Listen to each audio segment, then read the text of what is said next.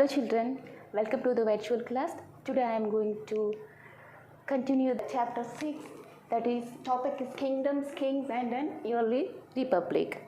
In a previous class we discussed about rajas, how the man became rulers, and varnas, and famous yagya, that is Ashwamedha yagya.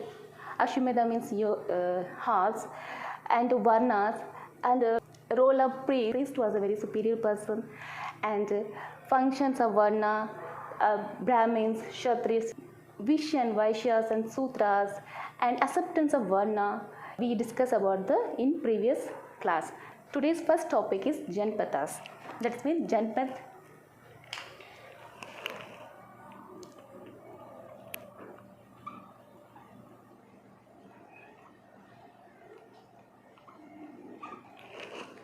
First, let's explain the topic. Janpaths. Jan means people. Padas mean food.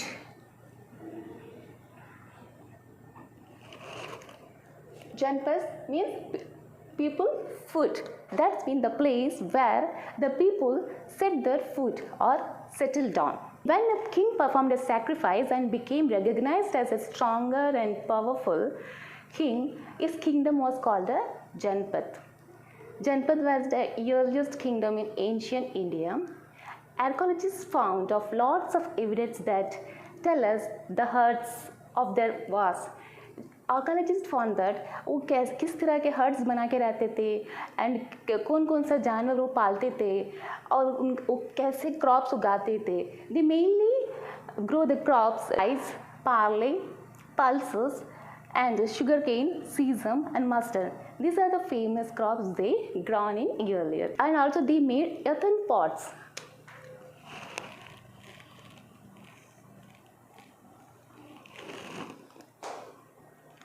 The earthen pots, some of them were grey and others were red. On that stage, one special type of pottery found at this site is known as painted grey ware. ये जो painted grey ware से वो खास तरह के special बर्तन थे.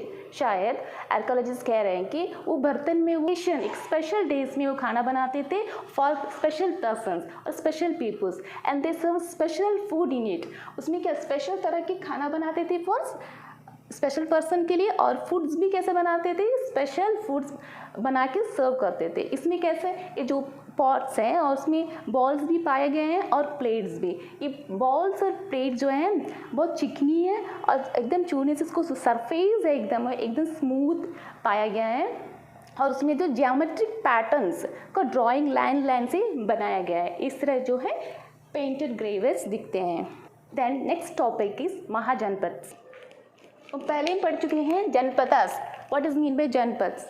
That what is mean maha means huge, बड़ा सा. So what is the mean huge Janapadas. जो जनपथस जो बड़े ह्यूज हो जाते थे उनको महाजनपथ्स कहा जाते थे. About 2500 years ago some जनपथस became stronger, bigger and more important than others. Those were called Mahajanpaths. You already know that Janpaths mean. Okay, the Mahajanpaths was a bigger kingdom. जो kingdoms है ये महाजनपथ का बहुत बड़ा kingdom होते हैं. They each had a capital city, but जनपथस में ऐसा नहीं है. जनपथस पास capital city नहीं है. Many of these were fortified. Then what is mean by fortification?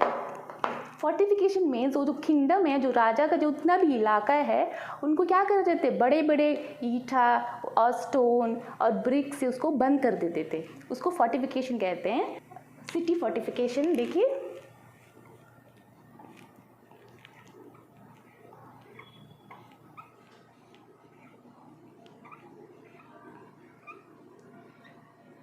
क्यों ऐसा करते थे, वो अपनी सिटीज़ को क्यों ऐसा प्रोटेक्ट करते थे, देखते हैं अभी. यहाँ once again fortification means huge walls of woods, bricks and stones were built around them.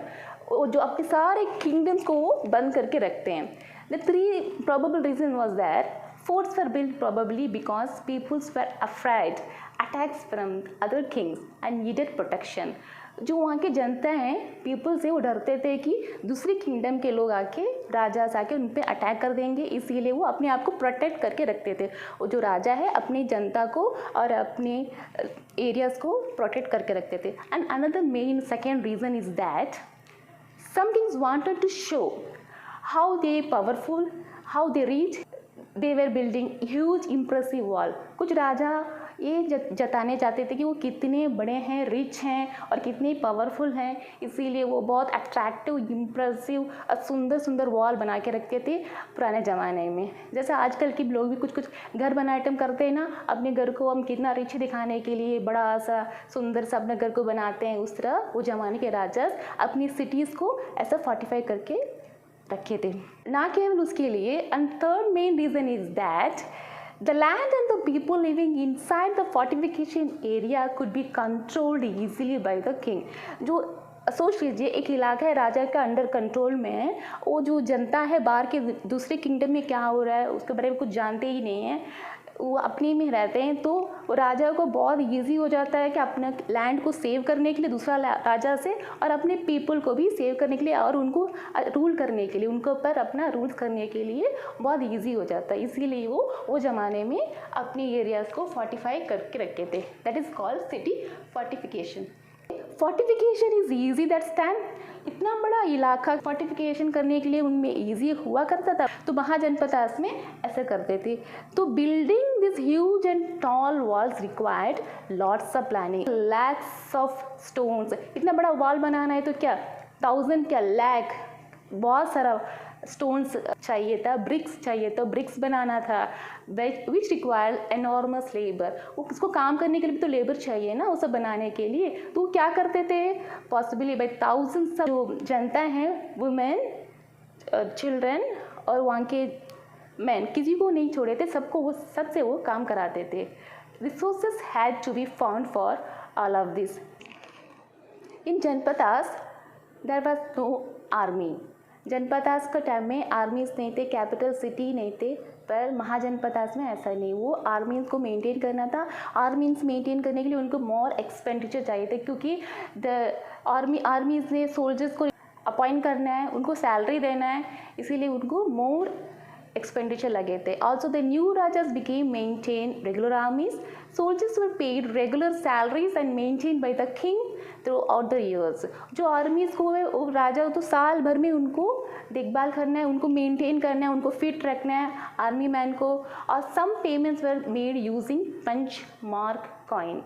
जो आर्मीज को मेंटेन करते उनको सैलरी देते थे वो कैसे, पंच मार्क्स कॉइन के रूप में देते थे. वो जो है वो किंगडम के राजा जो है खास करके अपने किंगडम्स के लिए खुद का कॉइन्स प्रिंट करते थे. उसमें अपना चिन्ह, अपने किंगडम का चिन्ह, अपना नहीं तो उनका फोटोज उसमें चिपका के पंच मार्क कॉइन्स को वो रिलीज़ करते थे और अपने किंगडम में उसको यूज़ करते थे. अभी देखिए राजा के पास आर्मीज़ है, फोर्टिफिकेशन वॉल बनाना है, लेबर्स है, आर्मीज मेंटेन करना है, और सोचिए उनके पास कहाँ से पैसा आएगा. इन अर्ली जनपदास में ऐसा नहीं था, वो सेक्रीफाइस करते थे.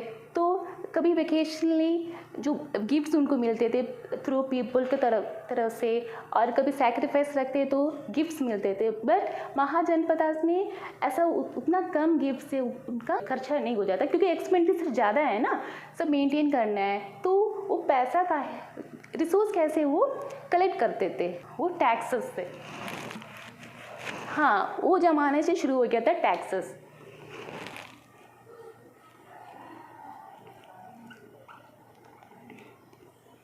और टैक्सेस कैसे कलेक्ट करें वो बाद में देखेंगे. What is different between Janapadas and Mahajanapad, यानी Janapad and Mahajanapad. In Janapadas raja depending on the occasional gifts brought by people, but in Mahajanapadas raja started collecting regular taxes. Taxes किसे कलेक्ट करते थे अब आगे देखेंगे. Taxes on crops were most important. जो क्रॉप्स के ऊपर वो टैक्सेस मेनली वो लेते थे. क्यों ऐसे करते थे, क्योंकि most of the people were farmer.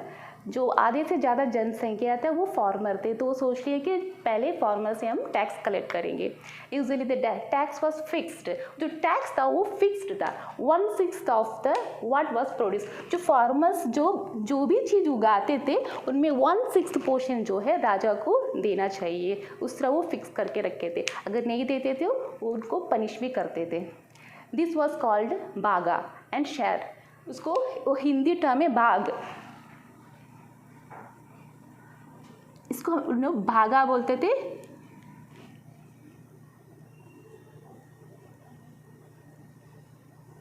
Share. और नेक्स्ट किसे कलेक्ट करते थे? क्राफ्ट पर्सन से। There were taxes on craft persons as well. This could have been in the form of labor. Craft person जो weavers, स्मिथ हैं, उनसे भी वो कलेक्ट करते थे। वो कैसे? उन एक दिन का जो लेबर है, वो महीने में एक दिन जो है राजा के लिए काम करना है, वो लेबर उनको पेमेंट नहीं देते थे। For example, a weavers or a smith may have had to work for the king for 1 day every month. Already I told. Next is herders mean गाय बकरी जो चराते हैं,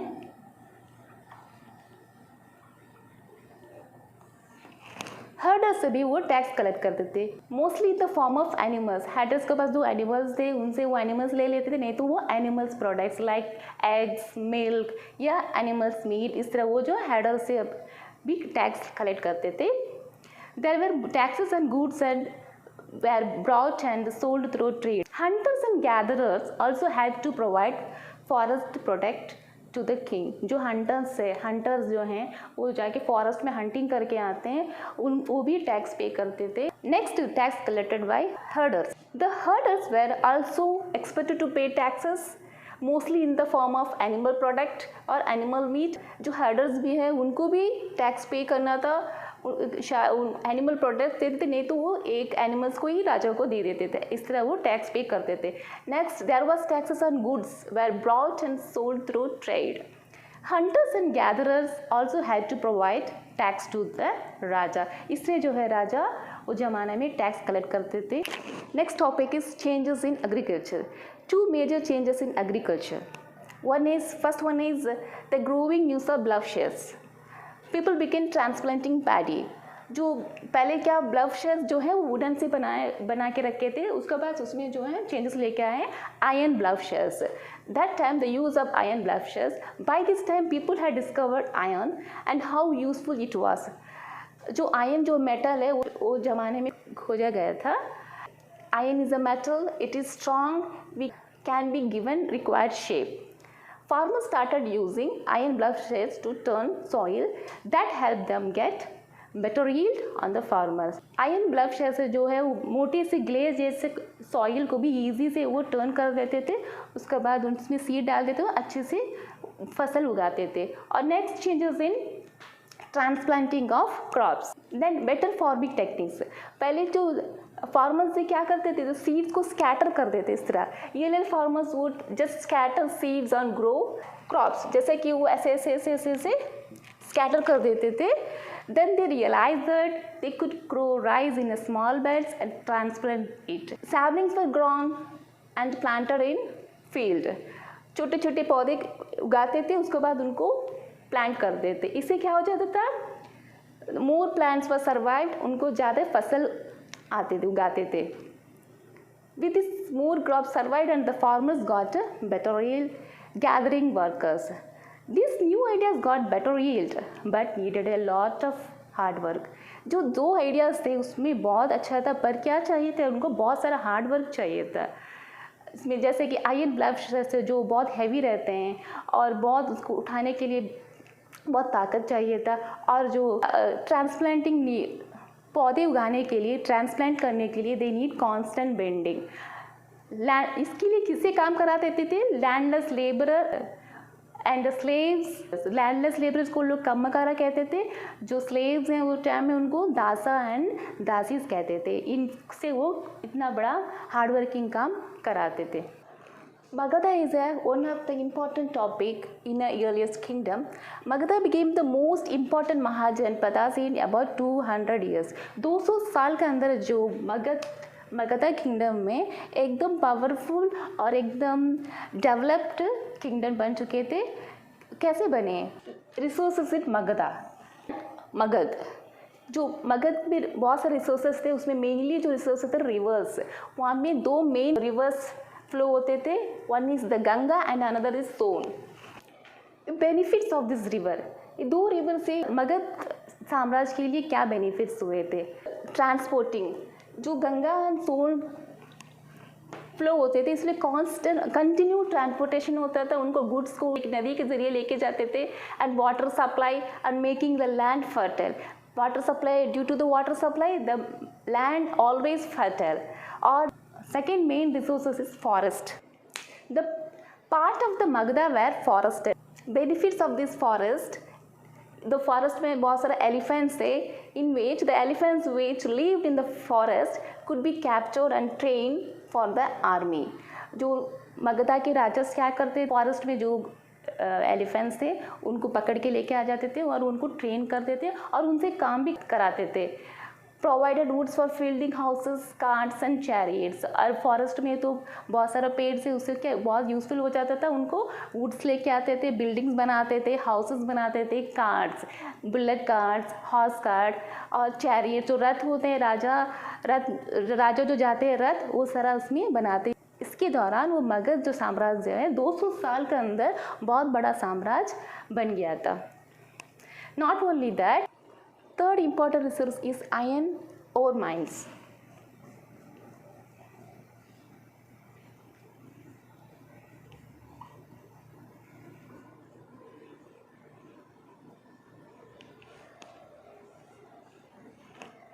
Due to the iron ore mines, there were iron ore mines in the region. Benefits of the iron ore mine, these mines could be tapped to make strong iron tools and weapons. Iron ore mine, लोहा का खान, इसके दौरान क्या करते थे वो, इससे बहुत सारे वेपन्स बनाते थे और टूल्स बनाते थे और अपना सेना को लड़ाई के लिए यूज़ करते थे वो वेपन से। And next topic is rulers of Magadha यानी Magadh. There were 2 main rulers in Magadh, they were Bimbisara and Ajatashatru. Ajatashatru या और अजातशत्रु भी इनको कहते हैं। They used all possible means to conquer other janpads. Another important ruler, Mahapadmananda, he extended his control into the northwest part of the subcontinent. Later, Chandragupta Maurya became the ruler of Magad. Capital city of Magadha. For several years, the capital of Magadha was Rajgira, nowadays known as Rajgir. Rajgira is present-day Rajgir in Bihar. Later, the capital of Magad was shifted to Pataliputra. Pataliputra is present-day Patna in Bihar. Rajgira was in the hill. Pataliputra was perched on the bank of the river Ganga. Next topic is Alexander. ये Alexander को Alexander the great भी कहा जाते हैं। More than 2300 years ago, there was a ruler in Macedonia in Europe named Alexander. जो Alexander है मैसेडोनिया के हैं, वो क्या चाहते थे, he wanted to world conquest, सारा दुनिया को जीतना चाहते थे। So he did not conquer the whole world, but he did conquer part of Egypt and West Asia. When he came to the Indian subcontinent, he reached up to the bank of the Bias River. His soldiers refused to march further eastward. His soldiers refused. Why? Because they were scared. वो डरते थे, वो सोचते थे कि वहाँ की जो सेना है वो बहुत बलशाली इंडियन के, इसलिए वो बहुत डरते थे। As they had heard that the rulers of India and who had vast armies of foot soldiers, chariots and elephants. Vajji was one of the 16 Mahajanpas in ancient India. Vajji was ruled by not by one king, by around group of 8 different clans. People were chosen from each district as representatives. These representatives formed a council to decide how to rule over the area. The chairman of the council was called a king. He also had ministers to help him with administration. The council discussed and decided how to handle problems and go about development in the areas. इसे वज्जिस के बारे में जो है Buddhist book में elaborately कहा गया है, हम लोग वो फर्दर फ्यूचर लेसन में पढ़ेंगे, आगे के लेसन में हम लोग पढ़ेंगे। In Buddhist book we can find a lots of information about this council and how they use to function. Groups met in assemblies, debate and discuss what was to to be done in the certain situation. However, women and slaves and landless laborers were not allowed to take part in this assemblies. Ajatashatru and the Vajji, जो अजातशत्रु जो king है, हम already हमने देखे थे, वो क्या चाहते थे, वज्जीज को भी अपने किंगडम बनाने के लिए चाहते थे. Ajatashatru wanted to attack the Vajjis. He sent his minister named Vashakara to the Buddha to get his advice on the matter. The Buddha asked whether the Vajji met frequently in full assemblies. When he heard that they did, he replied that the Vajjis would continue to prosper as long as. Vajjis always, they held full and frequent public assemblies. They met and acted together. They followed established rules. They respected elders. Thank you.